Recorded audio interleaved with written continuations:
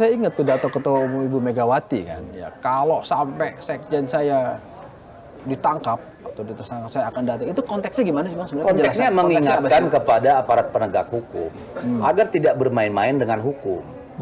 Karena apa? Kalau hukum tidak lagi bisa melindungi orang per orang, maka tunggu saatnya sebagai sebuah bangsa kita akan rusak, Pak. Betul nggak? Emang belum? Oh ya kan ini warning. Ya belum apa tidak kan nanti persepsi itu sama kayak OCCRP. Jadi itu cara Ibu Mega sebagai ibu bangsa ngingetin, please deh jangan main-main dengan hukum. Karena kalau sebuah bangsa mau dirusak, rusak dulu hukumnya, berantakan. No trust, public disobedient, civil disobedient. Kan kacau, Pak. Ini karena udah kadung pelajar ngomong soal OCCRP nih. Gimana tuh Bang Deddy melihat? Ada yang bilang katanya ada partai besar. Iya, yang order. Jadi benar sih? Benar nggak sih Bang? Ya dalam ilmu komunikasi itu yang disebut namanya spin, spinning. Ya, jadi spin doktornya kan kemarin-kemarin. Ketika mereka kesulitan membantah, mereka mencari kambing hitam. Yang dituduh siapa? Ada katanya itu Projongos apa gitu ya, ngomong itu partai besar singkatannya entah apa lah gitu kan. Terus ada partai tertentu juga nyebut. Lalu kesempatan nih, mumpung diserang balik menyerang, yang diserang PDI Perjuangan dan bocor halus Tempo.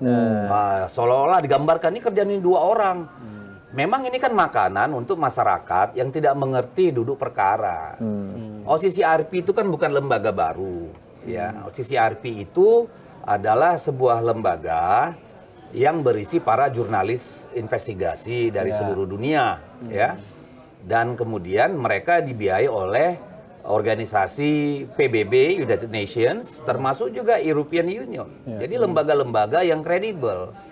Nah, cuma kan kemudian buzzer-buzzer nih, ternak buzzer yang jutaan jumlahnya itu di media sosial bilang buktinya mana? Kalau korupsi kapan? Berapa jumlahnya? Mereka gagal memahami bahwa yang dimaksud corrupted itu ya, corrupt itu bukan hanya uang, korupsi nyolong duit, walaupun itu mungkin banyak kalau kita telusuri. Tetapi corrupt itu dalam penyelenggaraan kekuasaan.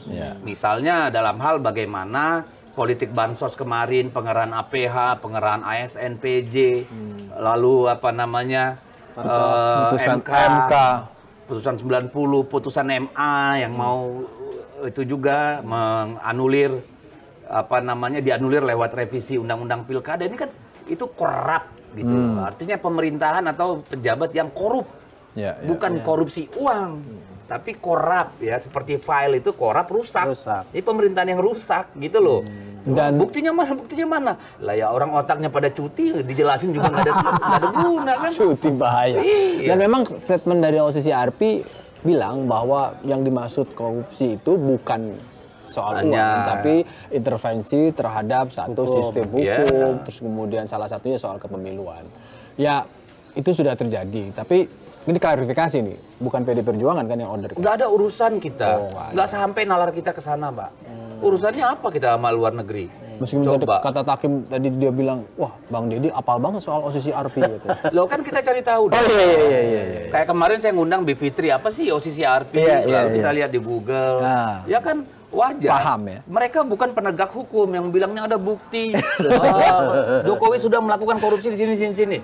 Bukan itu yang dimaksud korupsi oleh mereka, tapi corrupt government. Ini pemerintah apa namanya orang yang rusak nih. Tapi Bang, kalau saya begitu melihat begini konteksnya setelah PDI Perjuangan dan Joko Widodo pecah kongsi lah. Tapi bagaimanapun kan Joko Widodo pernah jadi kader PDI Perjuangan.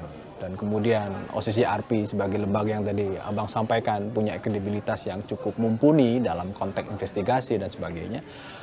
Secara emosional merasa sedih nggak sih, Bang? Kader lama loh, itu kader sempat berkali-kali dulu ya sebelum pecah kongsi. Bener kader atau naturalisasi? Abang Deddy yang tahu.